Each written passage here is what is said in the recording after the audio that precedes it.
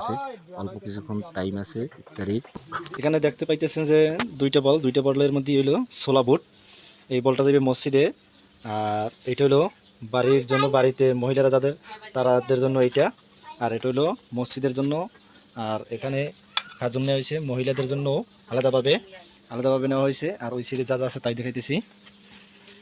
আর এখানে আঙ্গুর ফল দেওয়া হয়েছে, তারপরে এখানে তরমুজ একবারে কড়া লাল মিষ্টি, যেটা এটা বাজার মানে বাইচ্ছা তারপরে আনা হয়েছে।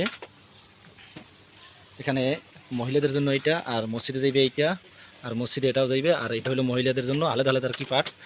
আর এখানে মহিলাদের জন্য এই যে শ্রেণীর ভিতরে যেটা রাখা আছে এইটা, এই হলো বুরিন্দা মিষ্টি, যেটা এই মিষ্টিটা এটা বাড়ির জন্য। আর মুড়ি নিয়েছি 3 কেজি।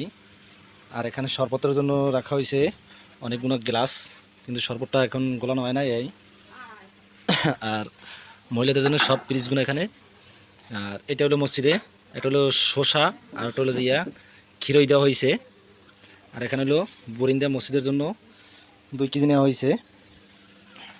আজকে সারাদিন মনে করেন এটি করছি, মনে করেন 60 থেকে 70 জনের জন্য। আরও কিছু আইটেম আছে যেগুলো মনে করেন মসজিদে দেওয়া হয়েছে। আসলে একটা জিনিস কি, ইচ্ছা থাকলে উপায় হয়। অনেক কষ্টের মাঝে মনে করেন যে রমজান মাসে দেওয়ার জন্য চেষ্টা করছি, রমজান ফার্স্ট থেকেই বলছি। আর আমার অবস্থা, এই মানুষের জন্য যে ভালো একটা কাজ করতে পারতেছি এটাই বহুত কিছু, আর এটাই খুব আনন্দের।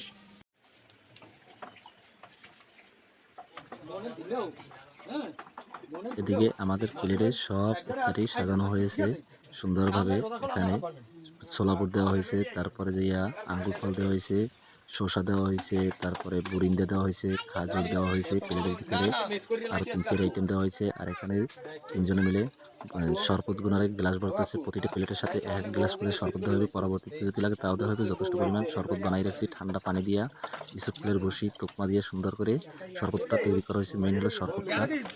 আর এগুলো প্লেটগুলো সুন্দর করে সাজানো হয়েছে। আর ওগুলো মসজিদের সবাই মসজিদের ভিতরে বসা আছে, অল্প কিছুক্ষণ টাইম আছে ইফতারির, বেশি টাইম নাই। আর অল্প 10-15 মিনিটের ভিতরেই দেওয়া হইবে। প্লেটগুলো সুন্দর করে গোছানো হয়ে গেছে, আর বাইরে করে দেওয়ার জন্য প্রস্তুত।